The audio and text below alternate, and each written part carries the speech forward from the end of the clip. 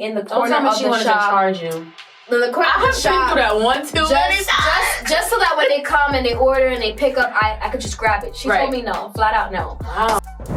It's fine. I respected it. I didn't have an issue because at the end of the day, this is her business. This is my business. Got the trunk dividers and I organized all my supplies.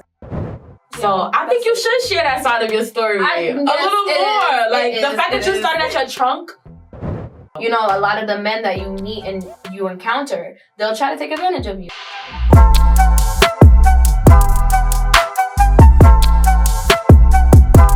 Hey y'all, it's Gold Lust Collection here, back with another episode of All That Glitters Isn't Gold, our very first own business podcast where we talk about the realities behind being a business owner. Now, the last couple episodes, we left off with a couple of male entrepreneurs, and we were talking about what it takes to run and maintain multiple businesses. And for those of you that don't know, from the time I started this journey, I told myself that at my 5-year mark that, I would be owning a storefront and hosting influencer events to where I can give back to other entrepreneurs and allow them to network and grow their brand. Now, unfortunately, we're 5 years in, and I can say that I'm honestly not at the place that I want to be, but that is what comes with business. It's not that it's not still a thought, but I've realized that I was met with a lot of roadblocks along the way of wanting to run and maintain a storefront.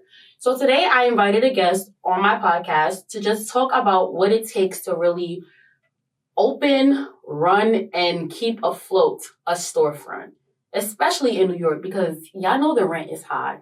So I'm just going to let her introduce herself, and she's going to tell y'all a little bit about who she is and what she does.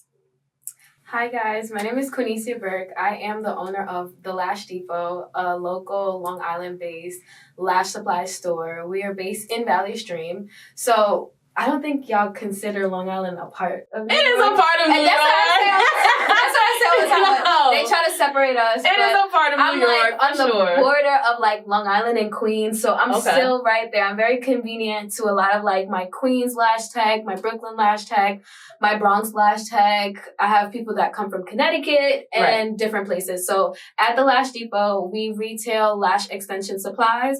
We provide services such as lash extensions, sugar waxing, and facials.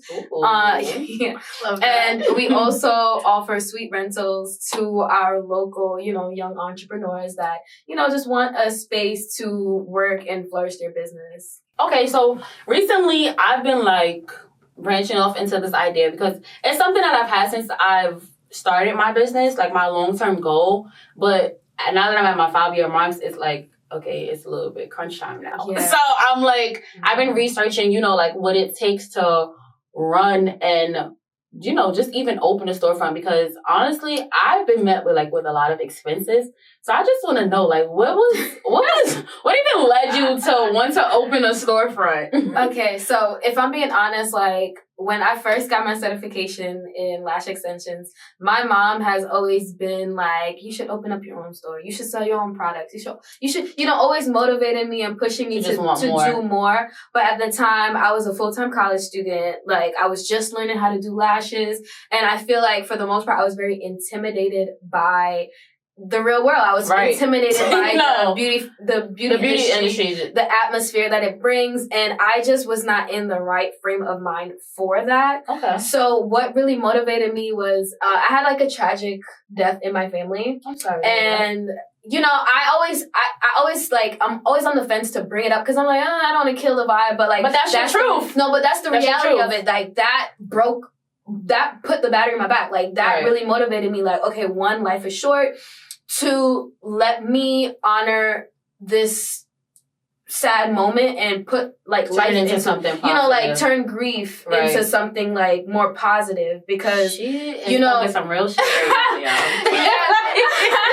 I mean, that's the sad truth. Sometimes it's gonna be something that you wouldn't expect, or something out of the ordinary that really pushes you or motivates you to really step out of your comfort zone, because I think that was always my thing. I was always too comfortable in where I was. I never really wanted to take risk. I never really wanted to expand too far from from my norm. And my mom was always the person oh, do this, do that. And I'm Mom, no.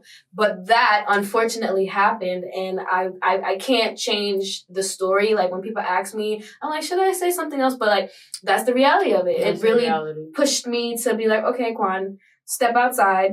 So what was be different? What was your journey like before, that death happened in your family? Were you ever even considering opening the storefront? I honestly was not. It crossed my mind. Doing lashes. Yeah, but I was comfortable being a lash tech because, as I said, like I was in school for my bachelor's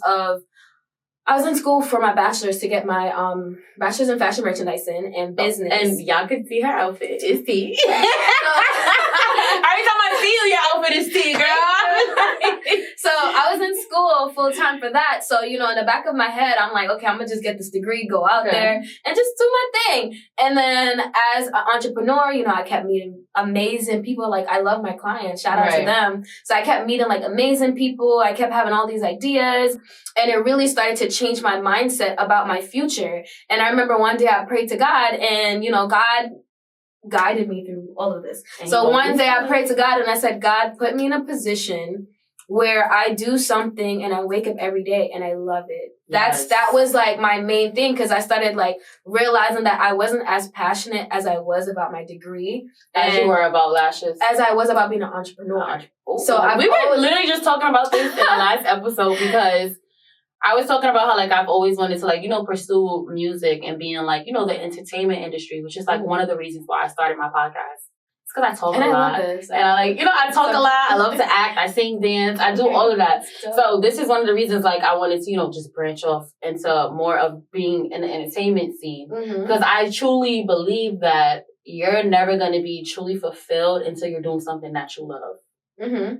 So... And I was going to say, why I love this? You're giving entrepreneurs like myself a platform to speak because, everybody knows either Quan or they know the Lash Depot, but they don't know me. So I feel like my personality, because I'm so shy, I'm very introverted. I'm so shy. So I shy away from the camera. And that's probably been like the biggest struggle I've had in my business so far, being more like outspoken, being more public, I feel like right now, 2025, everybody's like in front of a camera. They want to make content. Yeah. It's all about aesthetics. Like, they want to put all of that out there. And I'm so shy. I'm so private. Like, unless I tell you something about myself, you won't know. But there's so many people, they could grow from you just sharing your story. Exactly. And that's what I'm saying. Like, a lot of people, I don't know. Maybe, I don't know. I'm very shy. I'm very private. So I'm trying to break out of my shell. I'm trying to be more authentically myself in front of my customers, my clients, and just people that,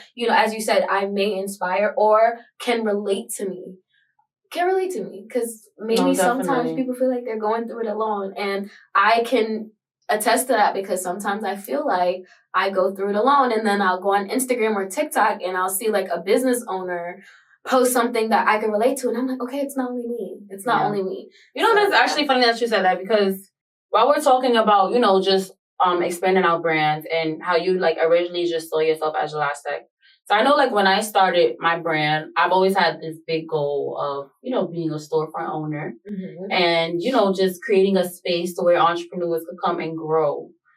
And I'm at that point in my business where now I really finally want to pursue it because I've been met with some unfortunate circumstances that have, changed my perspective on life. Yeah.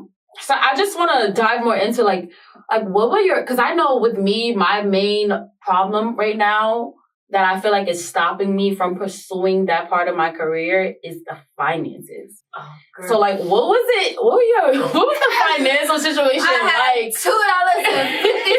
$2.50 in my pocket. I had $2.50 in my pocket. Oh my God. I had no money. And this is why I have to talk, and this is why I say God did it. I don't know if you're into God or whoever will watch it, if they're into God, but give God the glory. Put it into God's hands because when I signed my storefront lease, I had $2, probably even less than 50 cents in my pocket. I did not have the money, but I had. And that's real though, because I think a lot of people think that storefront owners are just rich.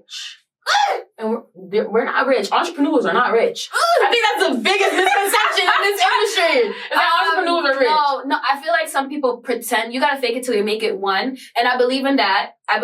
Because, I believe in manifestation. Right. I believe in putting everything in God's hands. And I believe in envisioning the life that you want. These rings, they're from Shein. My ponytail is 2 weeks old. Girl, I could be real. I could look fast. This blazer is from 3 years. Like, you get what I'm saying? Like, you have to put yourself in that mindset of what you want to attract in your life. And that's really the reality of it is. Like, the reality of it. For me, as I said, I had no money when I started. I just had a vision and I had God by my side. And I had to have the faith of a mustard seed. Wow. And I have videos in my phone that's so real. When I was going through the process of building out my storefront, crying in the camera, and I'm like, oh my God, that's me right now. Oh my God, I'm going to come back to this video a year from now and I'm not going to be in the same position. And sometimes I'm like, should I post this? Because it's like real and raw. And I remember like the first day when I could pinch myself like, okay, this is really happening, because when I went through so much trials and tribulations with my store, when I started the Lash Depot itself, because I started the Lash Depot and then a year later, that's when I got my first storefront. Right. So that's how quick things started to change for me. Within a year. No, that's amazing. No, yes. Within a year, Lash Depot started to make traction and, people started finding out about me and people were interested in my products. And it felt so amazing because, as I said, like this started from like a sad situation. That, right? I did not expect that. You know how, this is how I started Lash Depot. As I said, my mom was pushing me to do it. I was scared to do it. Then boom, my cousin passed. I couldn't sleep at night and I would be up all night. And that's what was coming into your mind. And then I would be up all night and I can't sleep. And I'm like, okay, this is the perfect time to start talking with people from China, talking people from Pakistan, talking to people from Dubai. Yeah, because those are the hours that they're all up. Yeah, they're awake. I'm awake. I can't sleep. So let's make this insomnia productive. And then boom. So I would talk to them. And I remember I ordered like $600 worth of lash product the first time. And I bought it and I was like, well, if don't sell, then that's it. Like, I'm not going to do it. And then it's sold and it's sold out. And then, it didn't sell fast as I thought at first. And I'm like, as soon as I finish this batch, I'm not going to buy anymore. And then it's sold. And then people started hitting me up. Oh, when are you restocking? And I'm like, I'm gagged. I'm gagged because I wasn't planning on restocking. That's for real. I wasn't planning on, I was going to sell that batch of lash trays and wash my hands with it. And then I bought more. And then I had I think almost $2,000 worth of supplies. And I was like, well, I already have the supplies. So I got to keep selling. Now you have to sell it. I invested it. Now you have to. I have this month. I have this inventory. I have to sell it to make back what I invested. And that's how I really started to do Lash Depot. Right. I think where I messed up when I first started the Lash Depot was I had all these big, bright ideas. I wanted to do clothes. I wanted to do the lashes. I wanted to do everything. You're doing that now. I know I'm doing that now, but when I first started, it was hectic. It was draining my pockets, right? Because I was trying to put my ideas. Yes, I was trying to put my focus in too many different areas. I think I had all these ideas that popped up in my head, and I'm the type of person when I think about it, it's gonna get done. Right. It's gonna. So you have to kind of hone in on one idea for the others to flourish. Yes, but that's the thing; they were all doing good at the same time. So if you said you've been following Lash Depot from the beginning, so when we dropped the sweatsuits, I sold the sweatsuits out. And when I first launched that, it cost me more than the lashes were costing me. And when I dropped the mink box, it was 100 lines plus bottoms. And the girls, they were going crazy over oh, I need this back. And I'm like, okay, so I got $2.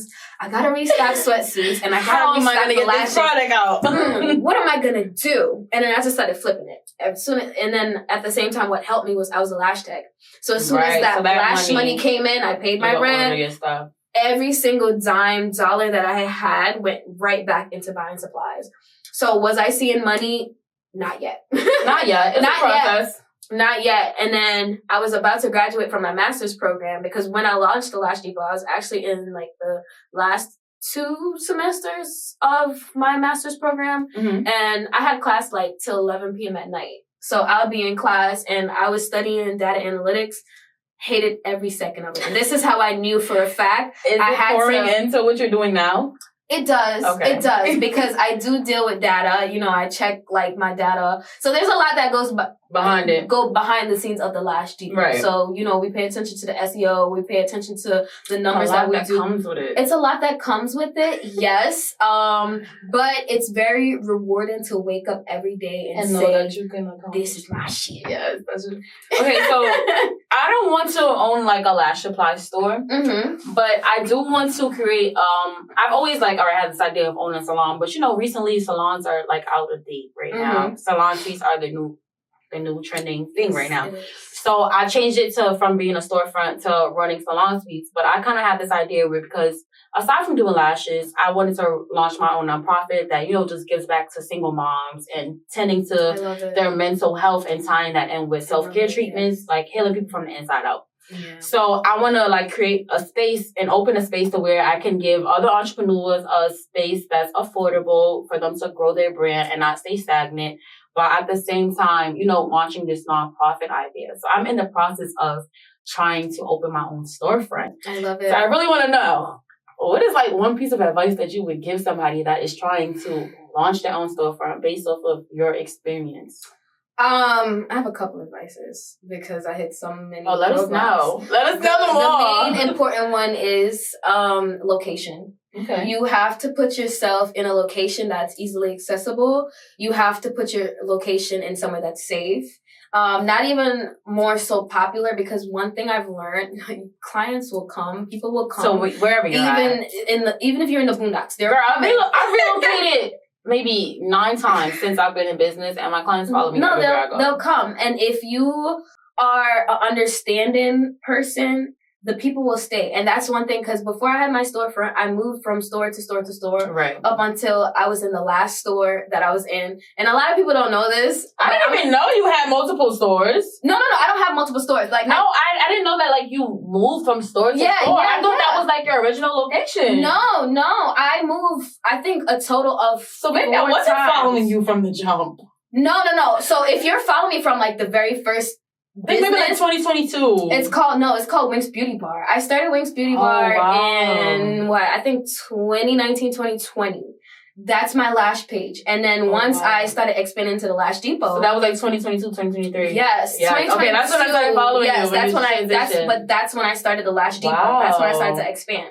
So before that, I was moving from location to location. And each location that I went to, I realized different things about each landlord that I had I didn't like. You know what I'm saying? More so because at the end of the day, like, salon suites, it's a business. Yes. Sometimes you have to separate from being a human from a business person. I think more so a lot of the people that I've encountered over the years of renting their space is they're always money first, everything second. Except for my mom's friend. I was in her salon for once I moved, and you know, she was like a family friend. She took care of me. So I won't. That's a dope experience. I can agree with you on where, like, I feel like people have prioritized, you know, money first as opposed to really making sure they build a good business relationship with somebody. And that's one of the main reasons why I've moved, because I've been to places that were either affordable, but the environment is like very trashy. And that's not somewhere that you want to, you know, grow and expand your brand. And then I've been to places that are like overly priced and you get a small space and they don't tend to what you need. So I'm at the point where it's like I've been to so many different spaces. I know what I like and what I don't like. Yes. And I appreciate the experience, but I'm at the point where I don't even want to put my money into going into another suite. I'm ready to open my own. And I say go for it. I say look for a good location, look for a good price range. Make sure that when you're about to sign your lease, you hire a lawyer, because at the end of the day, you have to remember these landlords are trying to get money too. Unfortunately, we live in a capitalist money hungry. So that's what it boils down to. You got to pay the bills at the end of the day. Right. You said, I know you're a mom, you have a child and all that. You have to feed your son. So sometimes you have to kind of choose being a business owner, being over morally correct. Right. Unfortunately, sometimes what it is. I try my best to not put myself in that position where I'm like, okay, what do I really try not to. And I am grateful for the girls that are in my suites right now. I love them down. And I make sure that, like, my top priority all the time, you could ask them personally, is that they're comfortable. Making sure that they're comfortable. Yeah. Like, you come in, the shop is clean. That they want to keep coming back. They not even coming back, they want to stay. Yeah. You know, I'm here to build relationships. And this is the same method I use with my clientele when I built my lash business, because 90% of the clients that I have now are clients that I've had for the past 5 years. Right. And they refer people. Mm-hmm. So my clientele is really like close knit and very much filled with like love, because a lot of these people I've grown with them. Like, you know, I've grown with them from day one till now. So I love them so much. Because they pour into me and I pour back into them. You know what I'm saying? Like, I'll come in and be like, oh, I'm here for my therapy. Okay, girl. Yeah, literally, that's what I want to do. Like, yeah. I'm at the point where, like, okay, I pour into my clients on a daily basis. They call me their therapist. They literally book their appointments because that is their outlet. Yes. So I'm like, I feel like I'm doing that on a smaller scale right now, but I want to branch off to, you know, touching people that, you know, probably can't afford me, like, on a daily basis. Yeah, what I started to do is I offer discount Tuesdays. So it's like just one specific day of the week where everything is like discount. Cheaper. Right. It's fairly cheaper. And I would also like to add that brain fart. But I also like to add that, you know, when you pour into people, you build good relationships with people, they'll come back. Right. They'll always come back. Like, that's always my top priority when, like, meeting anyone. I feel like it's very important that you give them that space. Another piece of advice that I think is really helpful is to do things in sections. Okay. Dissect it slowly. Like, I feel like when I first got my storefront, I was trying to have everything perfect from the jump. Like, perfect floor, perfect sign, perfect products, perfect everything. And, you know, I realized that if I did it little by little, everything will come into place eventually, because I signed my lease 3 years ago, and now 3 years later, my storefront is starting to look like what I envisioned from the jump. But, you know, I funded my business out of pocket, not because I wanted to. Yeah, but because I had to.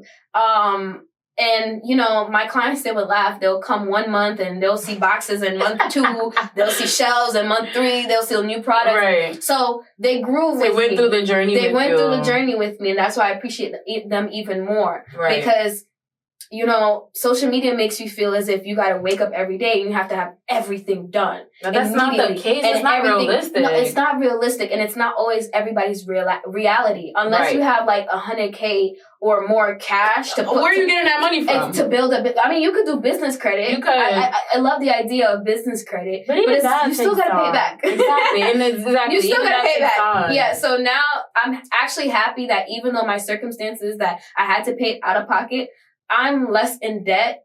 Right. And I get to really, truly enjoy my business. Because I'm not worrying about, okay, how am I going to pay this bill and how am I going to... I get to enjoy my business. I get to enjoy my customers. I don't have to overprice everything. Right. I get to give y'all a reasonable amount of, like, discounts and prices all the time. Not just talking about prices, about overpricing. One of my questions was, how do you deal with the consumer industry? Because I know there's a lot of, like, online lash supply stores that offer stuff at a lower rate than probably would you're offering. So how do you deal with that?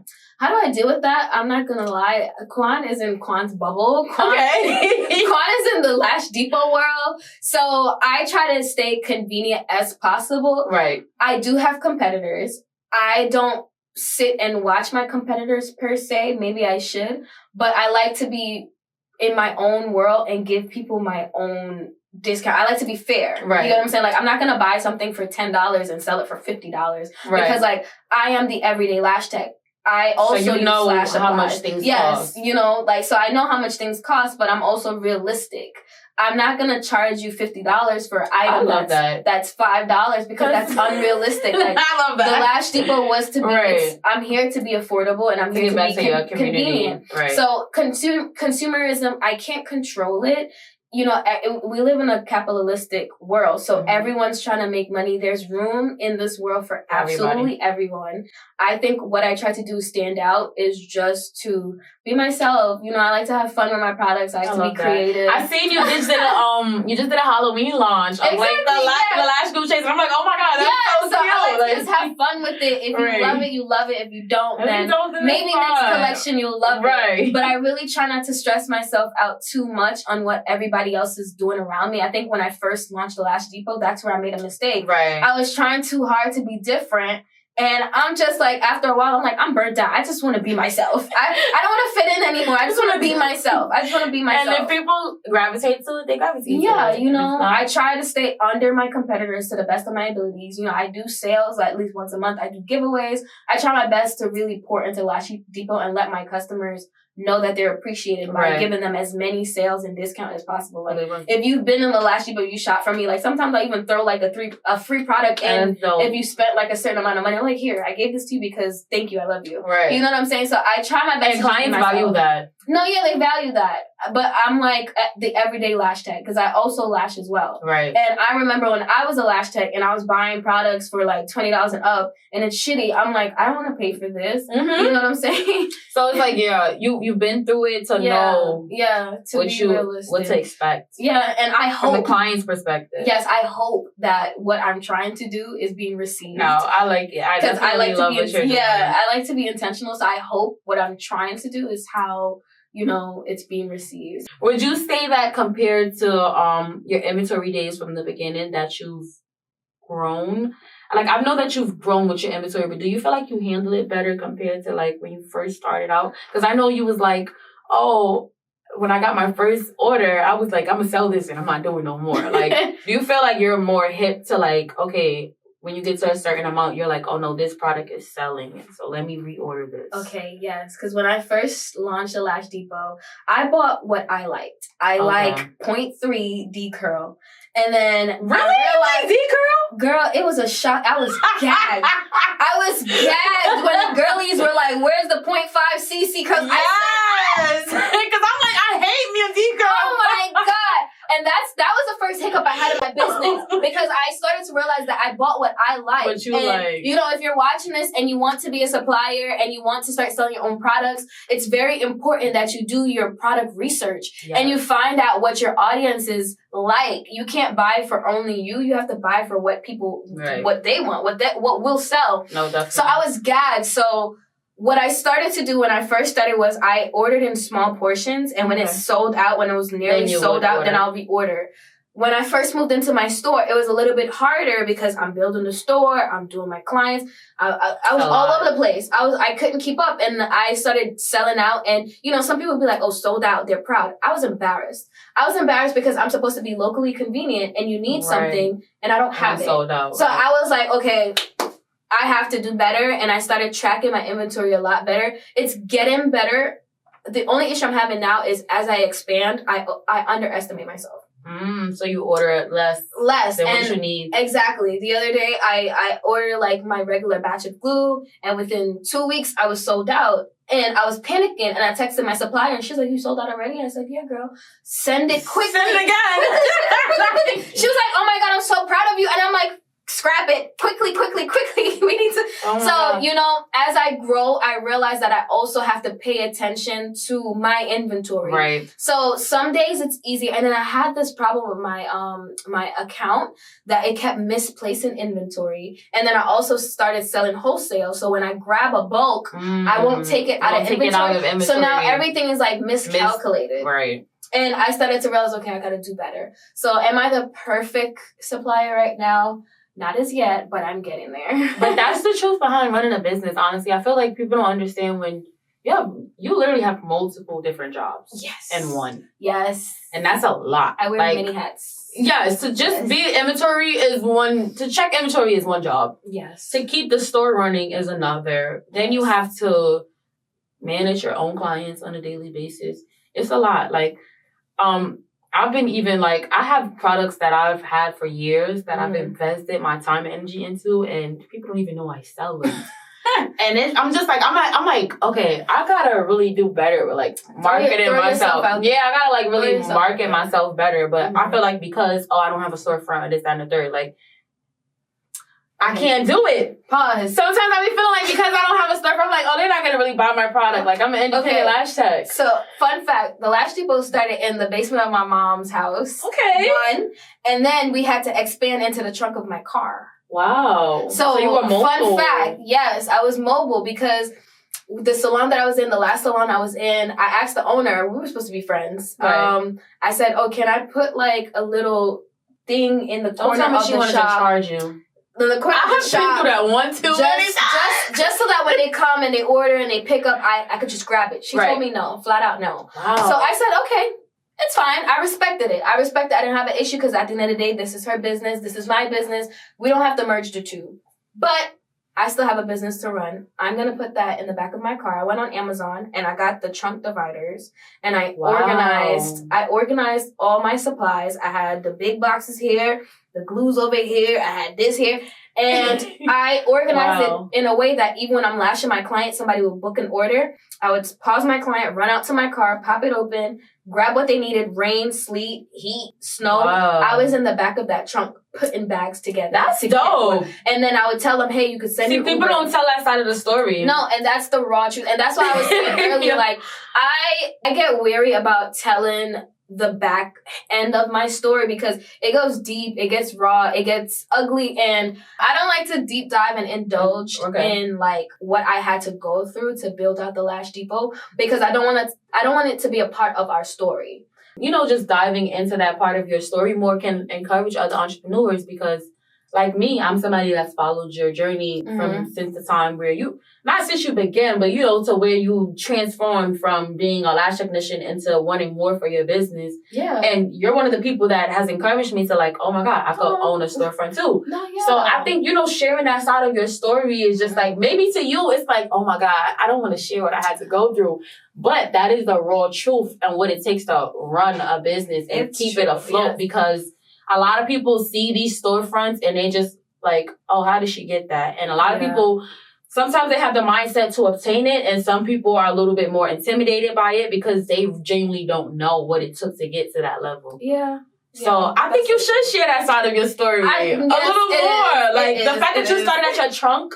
Yeah. And you've been owning a storefront for more than 3 years. Yes. It's a blessing. That is a blessing. And I know how you feel when you say, okay, it's time for me to expand. So for me, I sit in my stink. I guess you could call it stink. I sit by myself. I isolate myself. Right. When I start to feel that pull, like, God is telling me, okay, like it's time for you to get up and it's time for you to expand. It's time for you to do something different. And that's when I know it's time for me to make that move because I cannot sleep in. Right. That's me right now. The wheels in my head starts to turn. But this right here that you're doing is so beautiful because you're bringing in people that could share their experience and share their lifestyle and, probably encourage other people how to get from point A to point B, just like how you're encouraging me to do it now. Because, like, I do lead a private lifestyle. If I have $2 in my pocket right now, you wouldn't know it. You won't be able to tell. And it's not because I like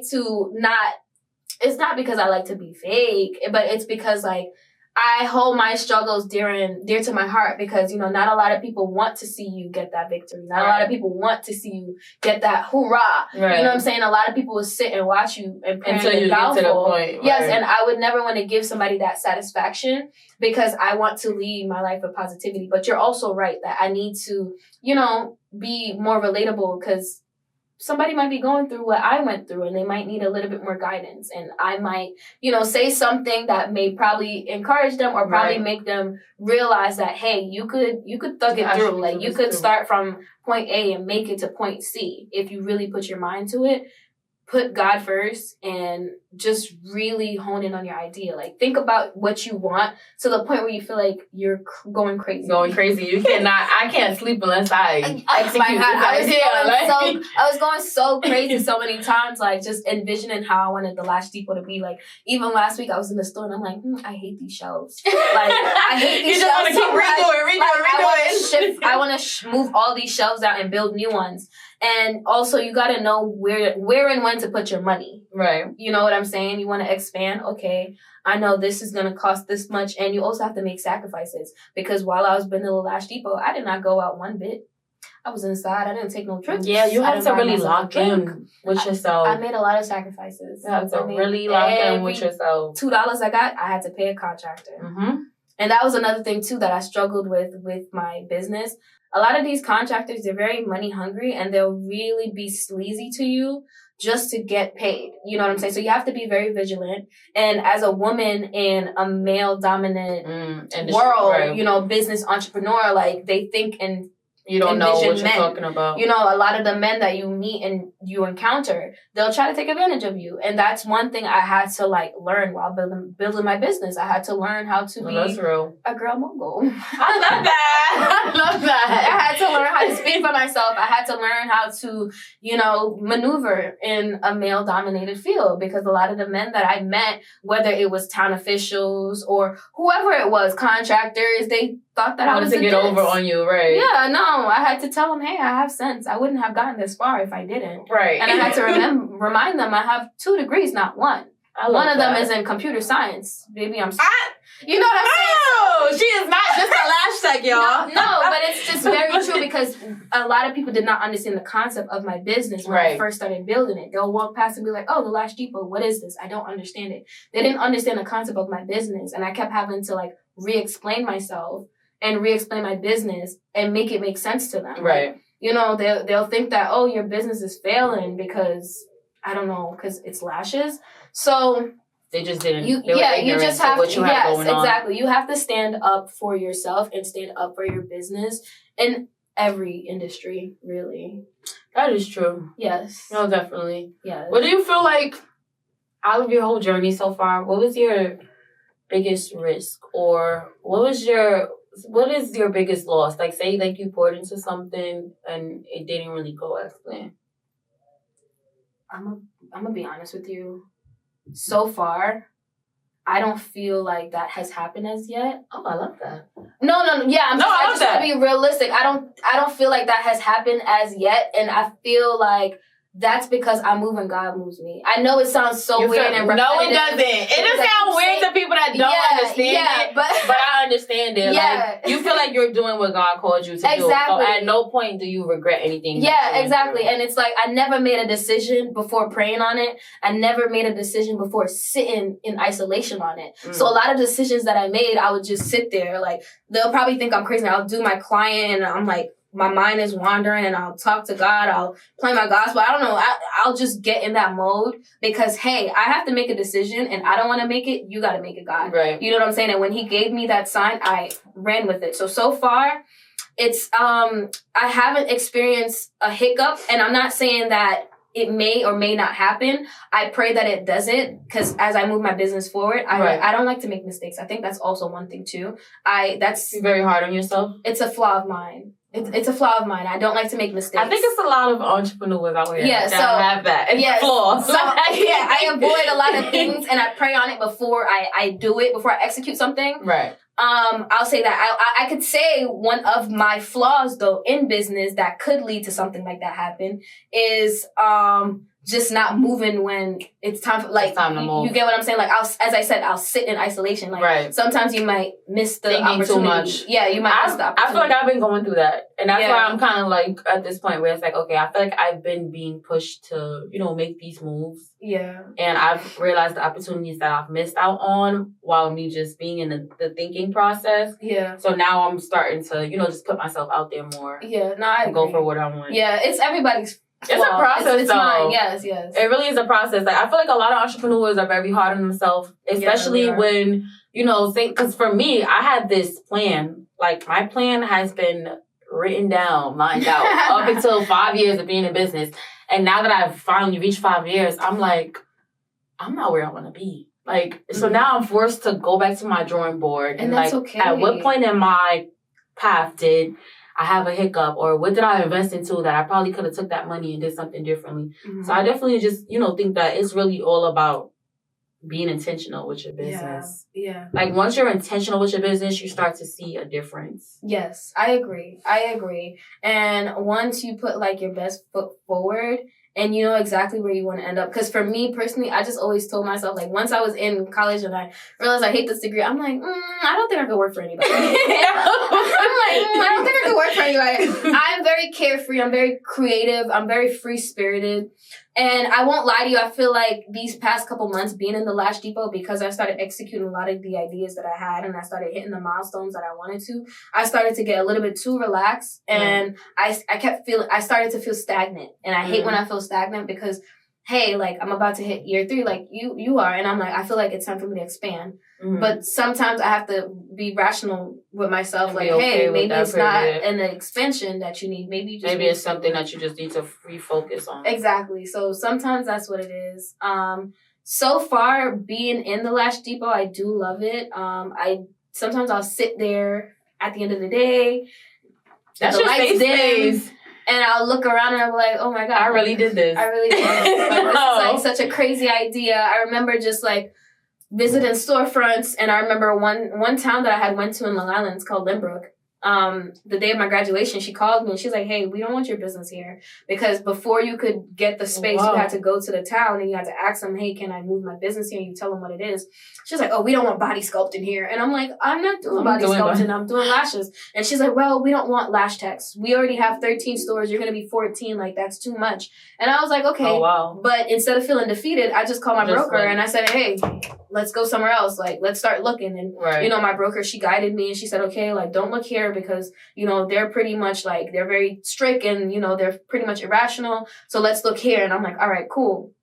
So my storefront, funny enough, the storefront that I'm in now, I looked at it originally and I didn't like it because it was just too congested, too much work. And then I had looked at a second location and I was going to take it. And then me and my broker had a miscommunication. Okay. So she thought that I had wanted the original space, my storefront now. Right. But I went there and I was like, no, I actually want this space. And she was like, oh, like, I made a mistake. I thought you wanted this space. So she was like, since we're here, let's go back and we're already here. Let's revisit it. Let's go inside. So I was like, all right. And I don't know what it was. I went in there. That time and was like, the second time, like the shades came off my eyes and it's like God started giving me the vision. And I was like, you know what? I'll take it.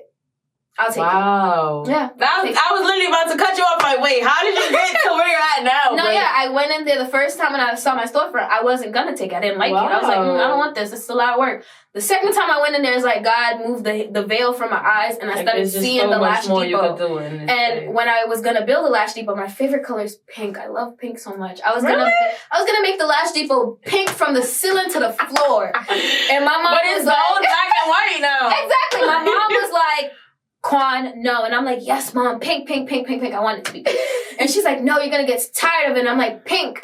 So then one day I was sleeping and I woke up out of bed like this. And I was like, the store is not supposed to be pink. It's supposed to be black. And it's supposed to be gold. And it's supposed to be white. And that's what I'm saying. Like, sometimes, like, when you pray and God talks to you, like, that's what it was. I literally woke up. And I said, fine, Mom, you win. I changed my mind. I want black this, blah, blah. And she said, thank God. Wow. She said, thank God. And I remember going to shop for tiles. Like, it was very exciting. The experience itself was very exciting. Like, you know, I really did this.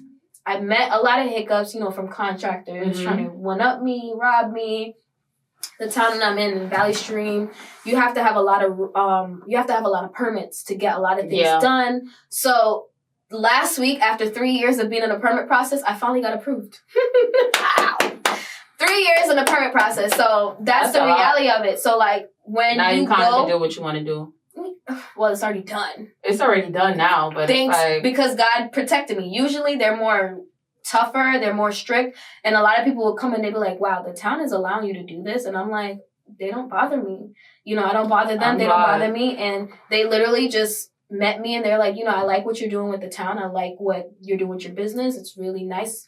You know, keep doing your thing. So, you know, thank the favor of God, girl. Because when I hear other people's stories about how they, like, made their life really hard, I'm like, I'm so grateful. I'm very grateful. I love that for you. I'm glad your business is operating and flourishing. You're definitely one of the people that I look to. And then, girl, we got the same colors. We have the same colors. I was just like, no, like, even down to, like, I was looking at your gallery wall, and I'm just like, when I came across your page, I gravitated to your page, because I was just like, you were one of the people that I looked at, and I was like, oh my God, she has the same aesthetic I have going. And this is something that I see myself doing. Yeah. And even though, you know, like, okay, I want sweets now. I'm just like, even down to like what you're doing with your storefront, I'm just like, I feel like we're so aligned. And me seeing what you were able to do with your space gave me that hope of, you know, like revisiting my idea. Do it little by little if you have I definitely do love what you're doing. Thank you. And I'm very proud of you. Thank I know you. it takes a lot to manage and just, you know, maintain a storefront. But you could do it. But you're giving other entrepreneurs hope out here. I hope so. Be proud of yourself. Don't be too hard on yourself. No, I hope so. No, definitely. Yeah, you are definitely doing your thing out here, and I'm just really glad to have you. Thank you for inviting me. It was really nice meeting you. This was fun. So to wrap this up, I always do something at the end, which is a spin the wheel, where it's just a bunch of random questions geared towards entrepreneurship, and you just have to answer them. Okay. Honestly. Okay, I will. All right. Okay, so you're going to spin the wheel. Okay. And whatever it lands on, I'll read you the question. Okay. Let's see. It says, what mistake taught you the most valuable lesson in business? The biggest mistake that I made in business was being too comfortable. Not just only in a specific space, but with the people around me. Because as I said, not everyone that's around you is rooting for you. Right. And I had to kind of learn that because the old salon that I was in, we ended up being friends after a while. She found that I had signed my lease for my first storefront, kicked me out. I had to, yes. So, that's a whole nother topic for another episode. Exactly. But the reason why I stayed so long was because I was comfortable. Right. The reason why I was even in that atmosphere for so long was because I was comfortable, too comfortable. And everyone around me could see that I shouldn't be in that space. But when you're too comfortable, you ignore all the warning signs. So I would say to like a young entrepreneur or another person, even if you're not an entrepreneur, you have to be very careful with comfortability because comfortable is not always good. And you have to be very careful about the people that you keep around you because just because this person makes you also feel comfortable, it doesn't always have to be a space, but, you know, just because this person makes you feel comfortable doesn't mean that they're literally for you or they're your person. And this doesn't go only for like business relationship, but like relationships intimately or like with friends, like overall, like just don't be too comfortable. Where you at? Where you're at. You always gotta grow. Like if you're too comfortable, you're not growing. Always be open to growing. You're not growing. I feel like God only puts you in an uncomfortable situation when it's time for you to elevate. Yes, exactly. God will literally tear everything apart. Nudge you. He'll just keep nudging you. Like shake it up. It's time to go. It's time to go. Exactly. You'll be asking why me? And then in the end, when he puts the big picture in front of you, you're like, okay, this makes sense. And it all falls into place. And so don't be too comfortable. Yeah, don't be too comfortable. Okay, so that's a wrap for this episode. I want you to just tell them where they can find you at. Okay, you could find me at the Lash Depot with 2 T's on Instagram and on TikTok. All right. I appreciate having you on today's episode. It was really nice having this discussion with you. Many blessings towards you and your business. Well. Thank you, my love. And that's a wrap for All That Glitters Isn't Gold. Make sure y'all tune in, like, and subscribe. And we're going to stay real, keep building, and, stay consistent. Okay. I love it. Thank you. It's a wrap.